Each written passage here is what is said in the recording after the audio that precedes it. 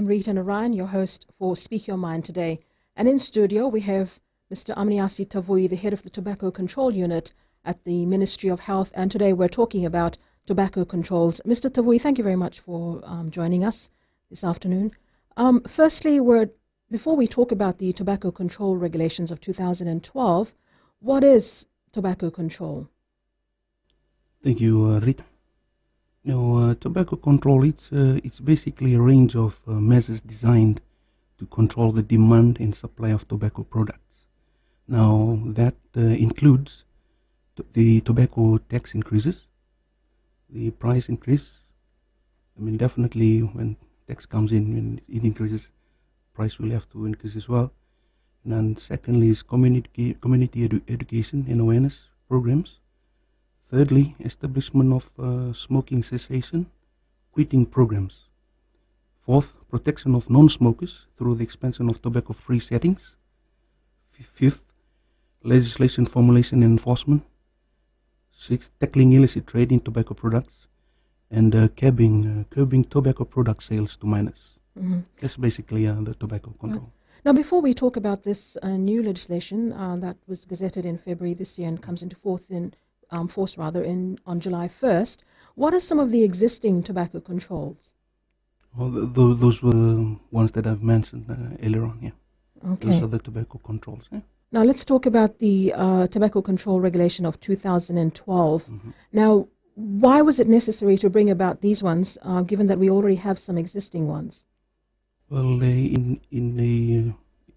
as far as lawmaking is concerned, when you have a decree or an act, you will definitely have to have a regulation to back it up.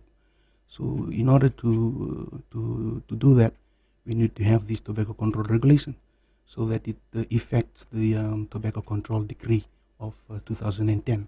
It's basically, giving it more substances into the legislation. Okay. Now, Mr. Tavui, if we could talk about some of the obligations in this new legislation, what is it all about and what should people be now aware of? For obligations, we have obligations for wholesalers and importers, or manufacturers and importers. We have obligations for wholesalers and retailers. We also have obligations for suki vendors who sell suki. And basically those are the obligations we have. And for them, we have been going around conducting stakeholders meetings, and we basically inform them of their roles and responsibilities or their obligations under the new legislation, under the new regulations that we have.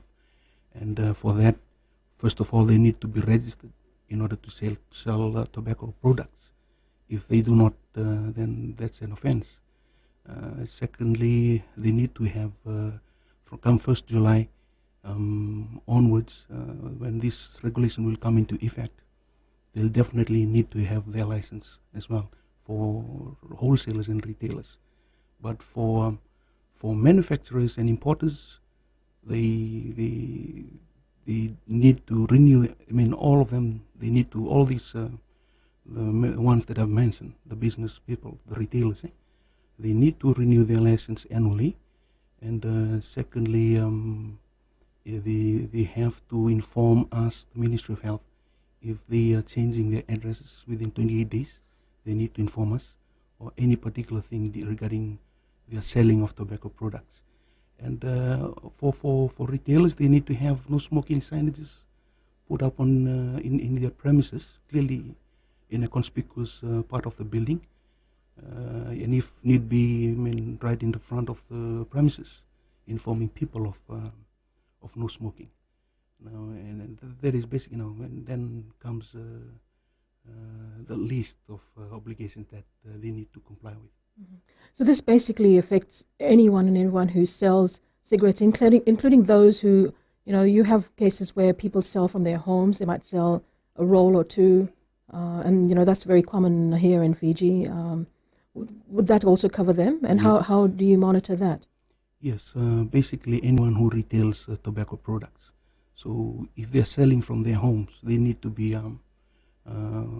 legally licensed. And then for that, if they are not legally licensed, that's illegal. So it's also an offense for people who do not have proper licenses. Mr. Tavui, before we go on to the offences and the penalties, what are some of, if we could go talk about the specifics, what can and can't they do? Besides having to register and putting up signs, Yep. what else? What are the other requirements that they have to meet? Not to sell or display, distribute goods which are not a tobacco product but contain something that is associated with a tobacco product, trademark, brand name, or the name of its manufacturer. Now in Fiji we are so common of having jumbo deals. So like if retailers are selling tobacco products together with a packet of match, for free, that is illegal. So that's basically what it talks about. And also offering of not to offer any free samples or distribute free samples of tobacco products for the purpose of inducing sale. That's the other one under the under section 20 for section 4.1 of the Tobacco Control Decree. And not to sell products that have textual health warning. Now I'm sure that we all know about this, but come 1st of October, there shouldn't be any tobacco product in the market with textual health warning in it or on it. So from come 1st of October, there's this only tobacco products that will allow in the market to be sold are the ones with pictorial or graphic health warning. Now because of the regulation, as I said, 1st of July, we have given 3-month buffer period for health warning tobacco products to be washed out from the market, so that come 1st of October, only the graphic health warning tobacco products are in the market. Thank you, Mr. Tavui. We're on Speak Your Mind right now, and I'm Rita Narayan. If you have any questions, you can email them to goldfm@fbc.com.fj, or also find us on Facebook on Gold FM Fiji, and you can send in your questions, and we'll try and get Mr. Tavui to answer that. And we'll now go to a short break.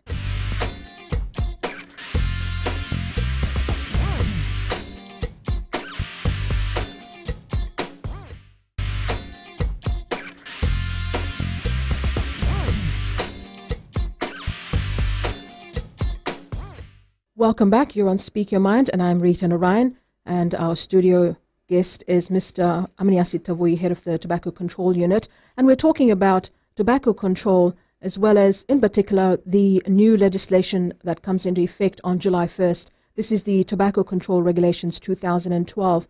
And if you have any questions about this legislation, do send in your questions to goldfm@fbc.com.fj. Also, you can find us on Facebook on Gold FM Fiji, or you can call us on 3220906 or 3220907, and we will try and have your questions or queries answered, in particular to do with this legislation. Now, Mr. Tavui, one of the concerns that that has been highlighted time and again is the selling of that one roll to minors. How is this being addressed in this regulation? Well, this is one of the obligations that, again, retailers need to be aware of. I'm sure that they are aware of, but then they're still doing it. But I would like to inform those who are still practicing that or doing that illegal act of selling single sticks cigarette to minors under the age of 18 years. Let me remind you again that it's illegal. It's an offense, and with a fine of $1,000 if you are selling single cigarette sticks to minors under the age of 18 years. And the other obligation of these retailers is that they need to ask them if they are suspicious of their age, like if they are young, they have to ask for their IDs, identifications, ID cards, so that they are within the legal age of buying or purchasing tobacco products. Mm-hmm. Now, how Mr. Tui, how do you monitor this? I mean, I know the unit has enforcement officers, Yep. but you can't have them all over the place Yes. because you have a certain number of enforcement officers. But we know that this is so widespread. You know, that in the villages and settlements, that people are selling that single roll to minors, and a lot of times it's the parents sending the kids to the to the retailer to pick up that cigarette roll or two. That is a good question, Rita. The thing is, we do allow people to lodge complaints if they see such illegal acts around their area, or settlements, or communities, or villages, because as you mentioned, that we are just limited in number. But again, the onus is on us, each individual, to stand firm with what they believe, or what the law says. The law of Fiji says that it's illegal, and then it is illegal. So they can always call our office, and we have a website as well, Smoke-Free Fiji, Smoke-Free-Fiji at yahoo.com, and our phone line is 3215056, and then they can just lodge us a complaint, or personally visit us and lodge a complaint. We do have a complaint register, and we'll make sure that we attend to those complaints. So it is important to ask for IDs if there's any suspicion, particularly about the age of somebody who turns up to. They need to ask for that, because we have come across cases, bookings, that we even principals call us, and even some communities, people in the communities call us saying that this student was found smoking. Now we get the information, we go to the kid or the student, and then we trace it back to whoever retailer sold it to him or her, and that is how we track them down. Mm-hmm. And have they been prosecuted? Yes. And fined? Yep, they've also been fined for that. Okay. Roughly how many cases have you been able to successfully deal with? Now, since the enactment of the decree from 2010 December, with the enforcement unit came into effect in 2011. From 2011 until April last month, we have done bookings of 645 bookings so far. So from 2011 until April last month. Mm-hmm. Now, Mr. Tawui, that seems to be one of the most common breaches of the decree. What are some of the other offences that have been identified and that you've had to deal with? Well, some of the offences that we come across is business or retailers not putting up no smoking signs, and also amusement centres, although they have no smoking signs, but still people are smoking inside the amusement centres, like billiard shops. So it's compulsory. It's compulsory. It's a requirement, and it's mandatory that they need to have no smoking signs put up, and also secondly, they need to make sure that no one smokes in those public places. Now, if we find them, or if the enforcement officers comes in and then find people smoking in these public places, nightclubs, which will come into effect from July 1st, and restaurants, pubs, or bars, bar stations. If they are found smoking in it, and then there's secondly, no smoking sign, meaning to say that there's no smoking signage put up. Mm-hmm. We will find the person who is smoking in that public place, and secondly, we'll find the owner of the amusement center or the owner of the premises, because he is obligated by the law. He's mandatory requirement under the law that he should be putting up a no smoking sign, and secondly, to make sure that no one smokes in their premises.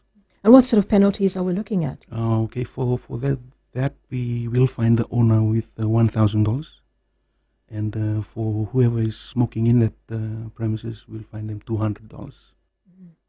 Mr. Tawui, we understand in the regulation also that it's going to cover a wider scope of what is defined as access to public areas. Now, can you talk a little bit about that in relation to what you've already mentioned, like restaurants, amusement centers, theaters, and things like that? Yeah, the decree has lists of places as well.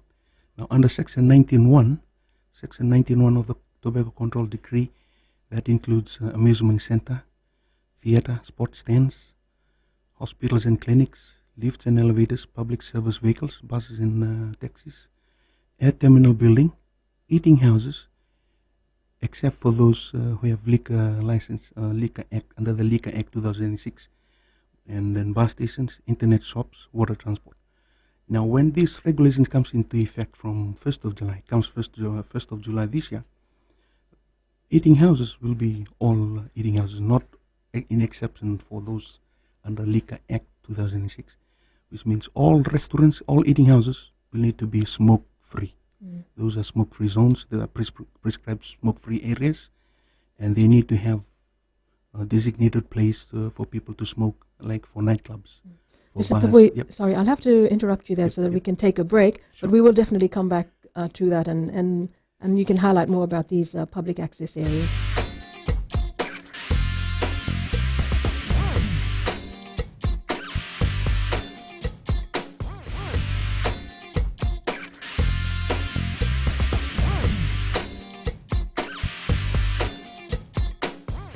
Welcome back. You're on Speak Your Mind, and I'm Rita Narayan. And our guest is Mr. Amniasi Tavui of the Tobacco Control Unit at the Ministry of Health. And we're talking about tobacco control laws, in particular, the new one that will come into force on July 1st. And before we went to that break, Mr. Tavui, you were talking about public access designated areas or so. And you mentioned amusement centers, lifts, elevators, eating houses, bus stations, internet shops as some of the designated areas. Now, what happens if someone is caught? Yep. As I mentioned earlier on, when we find offenders in these places smoking, that the enforcement officers will give them an infringement notice, and in that infringement notice, they'll be informed of the legal proceedings.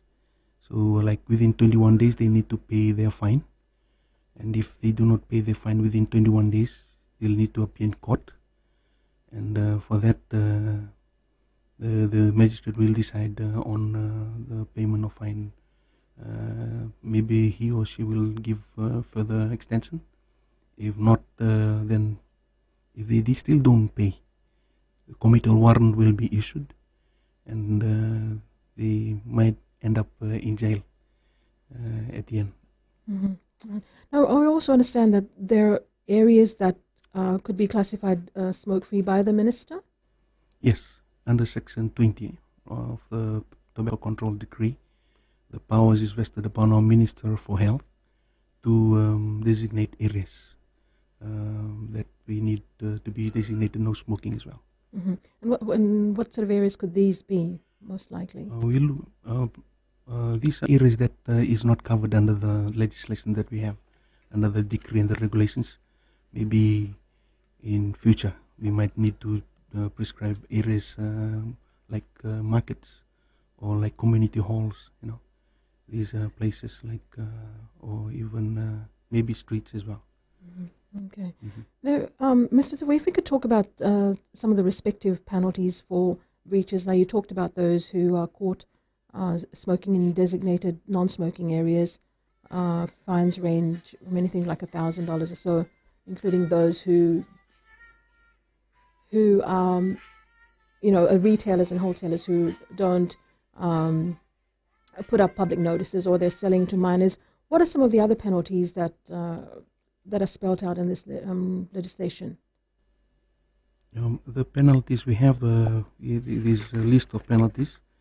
Even if they don't have no smoking signages put up, there is $1,000 for all premises, or for retailers, tobacco retailers. If they don't have no smoking signages put up in their premises, they'll be fined $1,000. And for retailers who are selling tobacco products to minors, they'll also be fined $1,000. And people who are selling without the proper registration certificate or license, they'll be fined $5,000 fined for that. And people who smoke in public places have said they are $200. The list goes on, Rita. Those two, just to, it's sort of a deterrent to people who are smoking in these public places. And also, if selling of selling or giving out of free samples of tobacco products, that is also an offense.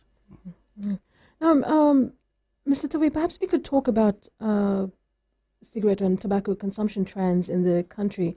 What has the Tobacco Control Unit found? I mean, obviously there are lots of studies and surveys that have been carried out.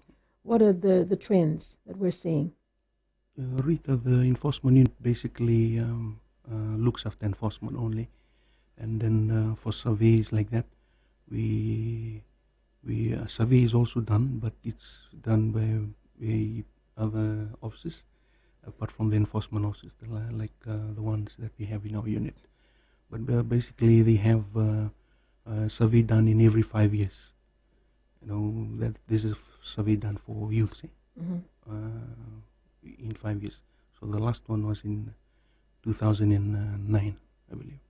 Okay. And would you have any sort of statistics or any information on what the trends are? Is it increasing? Is it decreasing? Is it more prominent amongst males, females, young people? Well, what it is right now, Rita, it's more like the same for male and females of the Kapamisi, that people are smoking. And hopefully when this legislation comes into effect, maybe the number will decrease comes near future. And are you targeting any age groups in particular, or is this right across the board, all the age groups? And basically what the unit is mindful way of is to see that the kids are not smoking. That's our main priority, that we ensure that our children do not smoke. But for adults, if they are found smoking in public places, I mean, it's a choice. People, that's the choice. But if we find them smoking in wrong places at the wrong time, we will find them. You're on Speak Your Mind, and I'm Rita Narayan, and our guest is Mr. Amniasi Tavui of the Tobacco Control Unit at the Ministry of Health. And if you have any questions or any queries, anything that you would like clarified in this legislation that comes into effect on July the 1st, you can send in your questions to goldfm@fbc.com.fj, also on Facebook, Gold FM Fiji, or you can call in on 3220906 or 3220907, and I'm sure Mr. Tavui would be happy to answer any queries that you have. Now, Mr. Tavui, if we could talk about workplaces, what are the responsibilities assigned to employers and employees in workplaces in this legislation? Now, for workplaces, it's workplaces that are accessible to the public, accessible by the public, and by that I mean it's clearly stated that if public are working around those places, and like if there is more than one person who is working in that room or in that office or in that premises, then that should be classified as a prescribed no smoking area. Now the regulation clearly specifies that if it's more than one, then it's a public place. If it's one, then it's not a public place. An example: if a stadium, if it's if a tournament is going on, that's a public area. And if that's just a cleaner working after the tournament, that's not classified as a public place. Okay, thank you. You're on Speak Your Mind, and I'm Rita Narayan, and we'll now go to a short break.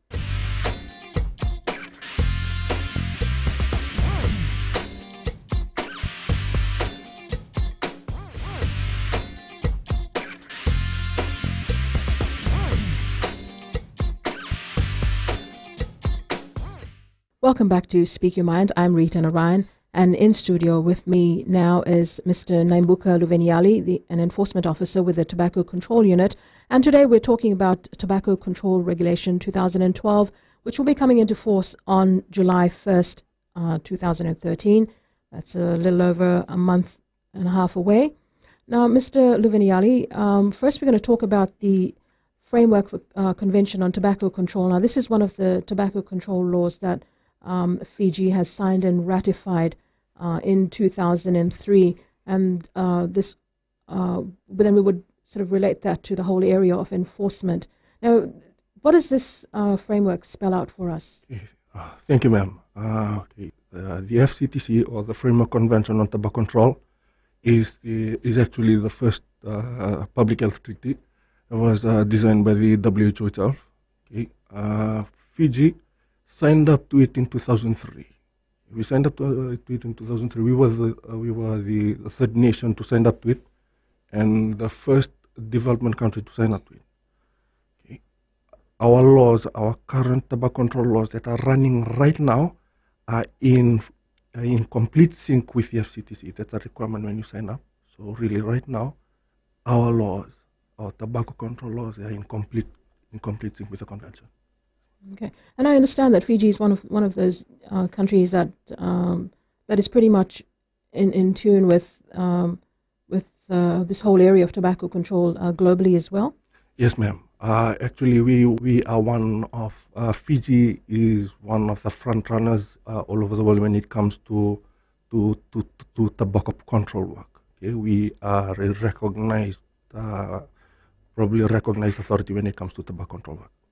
Now, Mr. Luveniali, the whole area of enforcement. Yes, we did hear earlier on from your colleague that there are enforcement officers out there who are basically, the eyes of the unit. Yes, to ensure that these legislations are followed. When once they're implemented, that people follow them. Now, how if somebody comes up, an enforcement officer comes up to a member of the public and believes that that person is in breach of one of the legislation, what is the process that ensues? Ms. Narayan, the way things work, the way our processes work is, okay, we understand right now, okay, our numbers are limited. Okay, by July 1st, when the regulations roll out, the regulations will kind of expand our enforcement team. A lot of people, a lot of medical professionals will be roped in, okay, under the regulations. They will be roped in. Even those working under the Itauki Affairs Board. Okay, there's a whole lot of people, a whole class of professionals will be roped in to assist us in enforcement work. Okay, the way our enforcement processes work is like this. If we see an offending in progress, okay, we'll walk up to the offender.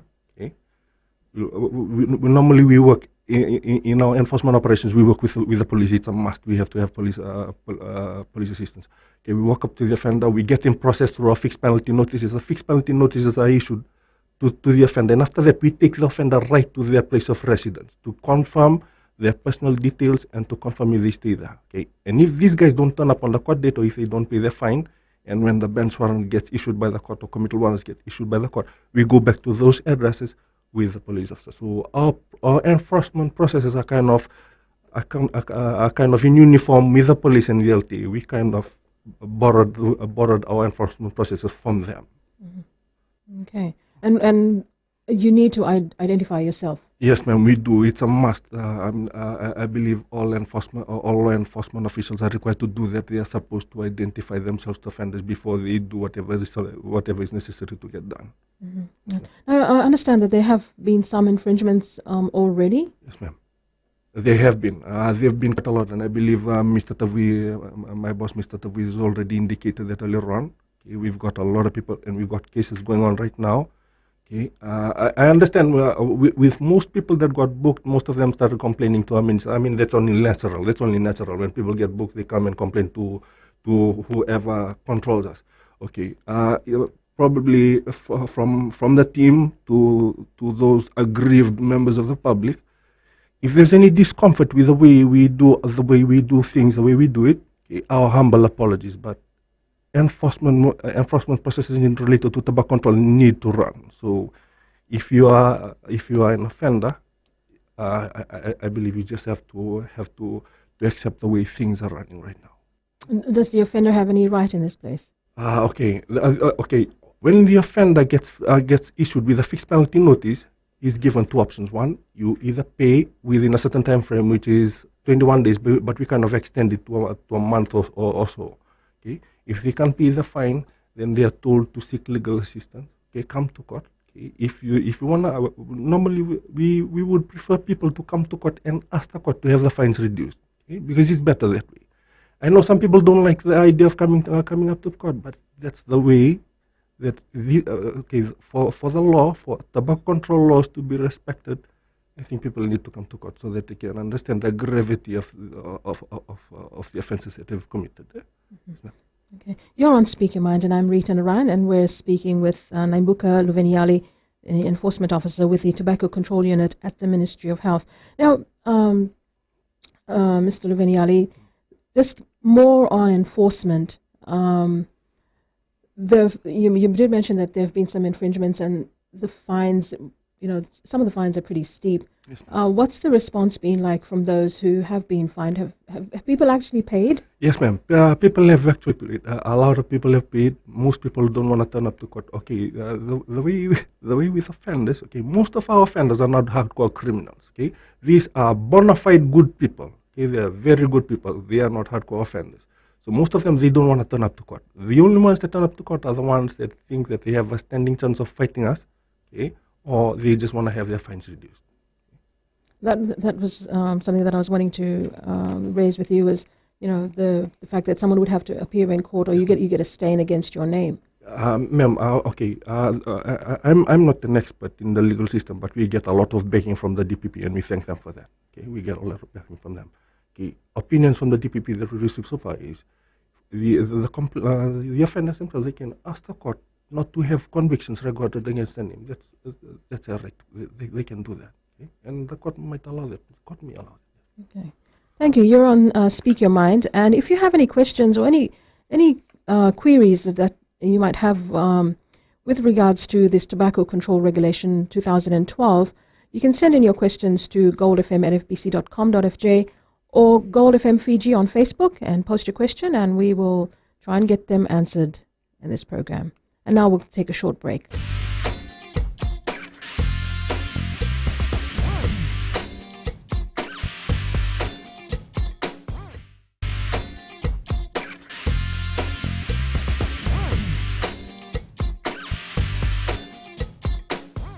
Welcome back to Speak Your Mind. I'm Rita Narayan, and we have back in our studio Mr. Amniasi Tavui for this final segment where we're speaking about the tobacco control regulations of 2012. Now, Mr. Tavui, next week we're commemorating World Tobacco Day. Yeah, World No Tobacco World Day. No Tobacco Day, sorry. World No Tobacco Day on the 31st of May this year. That is on Friday next week. Okay, and can you talk about, maybe you want to talk about some of the events that are being planned? Yeah, we have plans here in Suva as well, and in Tavioni. In Suva we'll be having, we'll be having it in Valley Levu Health Center from 8:30 to 11. So if just want to inform the public, maybe at large, if you're free on Friday next week, please come to Valley Levu Health Center and we rest assured that the program is there to see that you live tobacco free, and you'll need to leave tobacco as a whole. And what are some of the activities that are being planned? Well, we have in place some activities such as Zumba. We'll start off with Zumba, and secondly presentations and demonstrations, and of course refreshment after that. Mm-hmm. Now, just going back to the regulation, and we did at one time talk about areas of public access, in particular relating to workplaces. I also understand that it covers places like stairways, corridors in workplaces. Can you just elaborate on that? Yes, those places are classified as prescribed smoke-free areas, And in this regulation, come 1st of July, those places are also classified as smoke-free areas. And owners of premises, they'll need to put no smoking signage in foyers, lobbies, stairways, and I mean in all places that is mentioned in the regulation. They'll need to put it clearly and conspicuously so that people the people see, the public. Okay. Now you're watching Speak Your Mind, and if you do have any questions, do send us an email on goldfm@fbc.com.fj, or call us on 3220-906 or 3220-907. This is the final segment, and we would love to be able to take some questions. But barring that, Mr. Tavui, now with the regulation that's coming into effect now, you said that there's, in particular, to do with the graphic images on packets. There's 3 months. Is there any other leeway that is being provided on the regulation when it comes into effect in July? Not as we speak, Rita. The 3-month period is sealed and confirmed. That then there's no longer a grace period after that. The grace period is just basically the 3 months from 1st of July to 30th of September. Come 1st of October, no more textual health warnings on tobacco products to be sold in the market. Mm-hmm. Only the ones with pictorial health warning or graphic health warning, which will be in the market from July onwards. This includes the ones that are imported from overseas as well? Yes, that definitely is correct. It'll also include the ones that are imported into a country. Now, the obligations of those who are manufacturing, they'll need to have the 5 warnings, together with the pictorials or the graphic health warnings, the one with cancer, the one with the pregnant woman, the one showing the person holding the cigarette. Those are 5 pictures, and those 5 graphic health warnings will need to be in all the tobacco products, and in that together they'll need to have the 3 languages, that the local languages that we have, Hindi, Itoki language, and the English language. Okay, Mr. Tavui, we have a question. Thank you for your question, and the question is, why is the unit abandoning the textual warning after using it for all these years? Has it not been effective enough? This is again another way of trying to reduce the people from smoking, number of people from smoking, and it's also mandatory under the FCTC, the Framework Convention of Tobacco Control, which we are signatory to, WHO, and that we'll need to abide by that as well. And that is the main reason we have textual health warning to be washed out, with placing in place of that is the graphic health warning. Mm. Now, when we did mention when we were talking about public access, what about footpaths outside on the streets? There are lots of people there.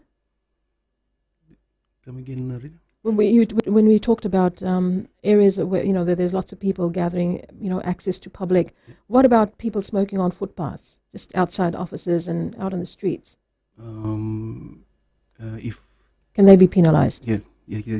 That's again what I mentioned earlier on. These are some of the grey areas that we have in our legislation, which can be covered under Section 20, which by the Minister for Health, to prescribe those areas as smoke-free. Mm-hmm. Okay. Mr. Tavui, any sort of final words on this regulation? It is coming into effect on July 1st. Yes, it is coming into effect, definitely, Rita, from July 1st onwards. And for that, also with the benefit, it's going to benefit our unit in as far as the enforcement officers is concerned. We will also have additional officers coming in. Those are environmental health officers in our ministry, and police officers, customs officers. These are a list of people that will be appointed come 1st July onwards, who can be called as authorized officers under the tobacco control decree. So the coverage will be there, Rita. At the moment we do not have the coverage, but come 1st of July there will be more enforcement officers, and then there will be more people to be aware that they smoke only in the right places at the right time. Mm-hmm. And just to recap, the main obligations under this regulation. The main obligations under this list of it, Rita, but just to say one, for example, is not to sell cigarette to people under the age, or the persons under the age of 18 years. That is basically the main one that we really try very hard to combat in Fiji, because they're encouraging our young ones to smoke. So that is one of the battles that we face currently. And I know parents, please be assist in trying to make your children stop. If you are giving them money to go and buy cigarettes, please stop from now, and know your responsibility as a parent. And students, if you're doing it, rest assured, if you're smoking in the wrong place, we'll also take you to task. Okay, very important point to end this program on. Mr. Tavui, thank you very much for your time. And as we heard earlier on, that this regulation is coming into effect on the 1st of July 2013. And that brings us to an end, this program of Speak Your Mind. I'm Rita Narayan. Till next time, goodbye.